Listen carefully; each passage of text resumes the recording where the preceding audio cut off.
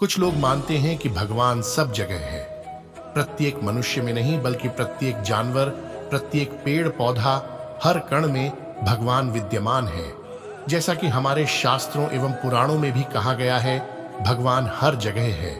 जब भक्त बुलाते हैं वह आ जाते हैं।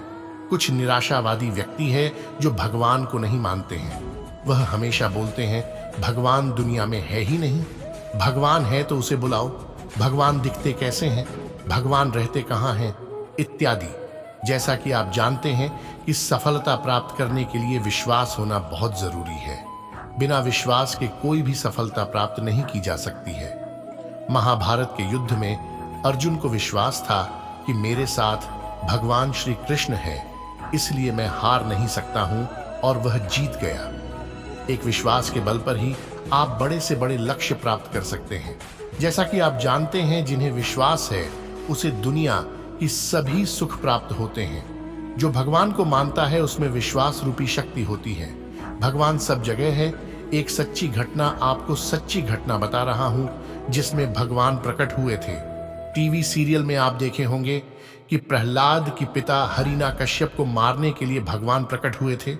ठीक इसी प्रकार विष्णु जी ने कई अवतार लिए और दुष्टों का नाश किया। रामायण, महाभारत इत्यादि कहानी हम पढ़ते भी हैं और सीरियल देखे हैं। ये घटना कई युगों पहले की बात है। मैं कुछ समय पहले की एक घटना बता रहा हूं जो आपको अचंभित कर देगा, आपको सोचने पर विवश कर दें कि वास्तव में भगवान है। एक गांव में एक बहुत ही साधारण व्यक्ति रहता था। उसे भगवान पर अटूट विश्वास था। जब कोई व्यक्ति उसे हालचाल पूछता, वह बोलते हैं ठाकुर जी जाने। उस गांव में एक ठाकुर जी का मंदिर था। उन्हें उन पर पूरा विश्वास था। उन व्यक्ति के 2 पुत्र और एक पुत्री थे। जब पुत्री की शादी किया तो उस साधारण व्यक्ति ने साहूकार से कुछ कर्जा लिया।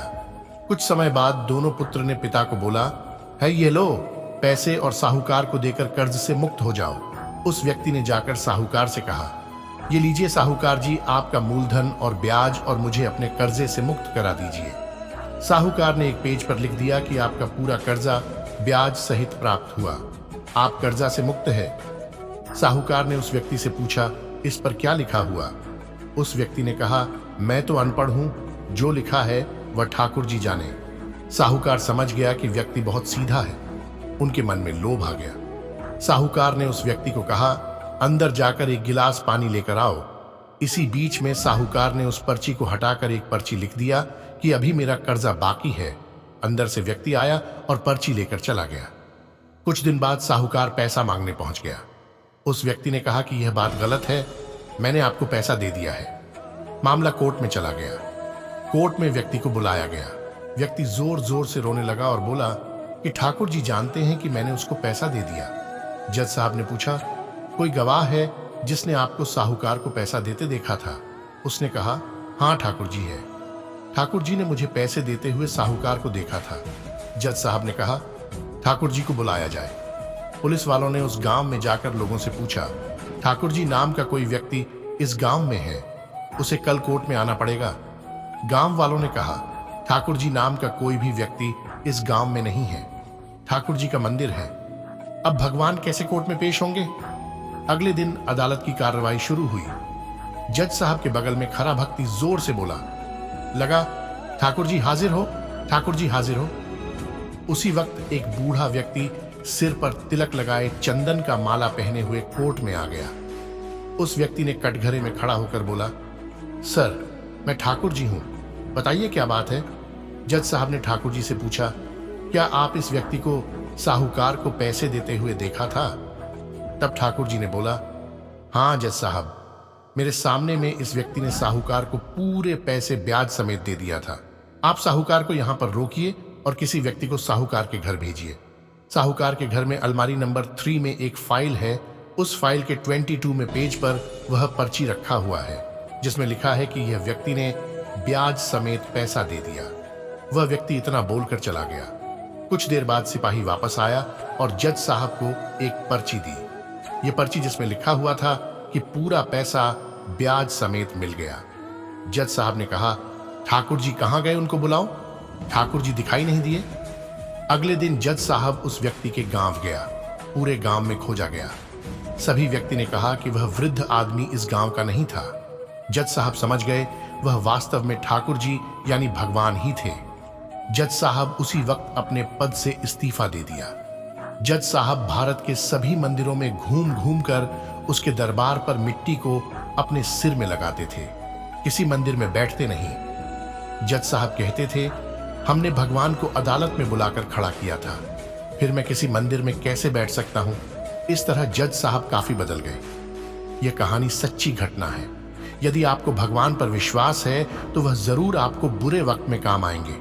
आप भले ही किसी धर्म के हो, आपके धर्म जो भी देवता हो, उसमें आप विश्वास रखें। जैसे यदि आप हिंदू हैं तो भगवान जैसे कृष्ण, राम आदि, मुस्लिम हैं तो मोहम्मद साहब, सिख है तो गुरु नानक देव, ईसाई हैं तो ईसा मसीह इत्यादि। किसे भगवान पर विश्वास है? आप अधिकतर व्यक्ति के मुंह से सुनते होंगे, मैं किसी भगवान को नहीं मानता, मुझे किसी भगवान पर विश्वास नहीं है। पर बुरे वक्त आने पर उन्हें भगवान की याद जरूर आती है। कई बार आप और मैं ऐसे लोगों के मुंह से सुना है कि आज भगवान ने मेरी जान बचाई, मेरे बगल से कार निकली, मैं तो बाल बाल बच गया। मेरा जान पहचान का एक डॉक्टर है जो भगवान में भगवान नहीं रखता। अधिकतर उसके मुंह से निकलती है, मुझे तो जो करना था मैं कर दिया, आगे भगवान जाने। एक बार मैंने उससे पूछा, तुम तो भगवान को मानता ही नहीं कि तुम्हें भगवान की याद क्यों आती है? उसका जवाब था, जब मुझे बुरा वक्त आता है तो भगवान की याद आने लगती है, अच्छे स्थिति में भगवान को भूल जाता हूं। इस डॉक्टर की तरह दुनिया में अनेक इंसान है जो हमेशा कहता है कि मुझे भगवान पर विश्वास नहीं है, मैं भगवान को नहीं मानता हूं, और जब भी बुरा वक्त आता है तो भगवान को याद करने लगते हैं। दुख में सुमिरन सब करे, सुख में करे न कोई। जो सुख में सुमिरन करे तो दुख काहे हुए। कहने का अर्थ है, भगवान का दुख में सब याद करते हैं और सुख में कोई याद नहीं करता। यदि हम भगवान को सुख में भी याद करें तो दुख कभी आएगा ही। भगवान को मानने से क्या लाभ? मैं आपको यह नहीं कहता कि आप हमेशा मंदिर मस्जिद में जाओ, पूजा पाठ करो, बड़े बड़े यज्ञ का आयोजन करो। मेरा सिर्फ यह कहना है कि आप भगवान को मानो, आप विश्वास करो कि भगवान हर जगह है। ऐसा करने से आपको कई फायदे मिलेंगे। लाभ के बारे में बता रहा हूं। यदि आपको विश्वास हो जाएगा कि भगवान हर जगह है तो आप कभी कोई बुरा काम नहीं करोगे। चोरी डकैती जब आप करने जाओगे तो सोचोगे कि भगवान देख रहा है और आप वह गलत काम नहीं कर पाओगे। जब आपको यह पता चलेगा कि हर इंसान में भगवान विराजमान है तो आप किसी भी इंसान से नफरत नहीं करोगे, क्योंकि आपको प्रत्येक व्यक्ति में भगवान दिखाई देगा। आप विद्यार्थियों हैं और परीक्षा देने जा रहे हो तो परीक्षा भवन में आप भगवान का नाम लेकर परीक्षा शुरू करें। आप महसूस करोगे एक शक्ति आपके पास आ गई। एक बार प्रयोग करके देखें। कई विद्यार्थी का फाइनल सिलेक्शन 0.1 और 0.2 नंबर के कारण नहीं हो पाता है। इस स्थिति में उसे भगवान की याद आती है।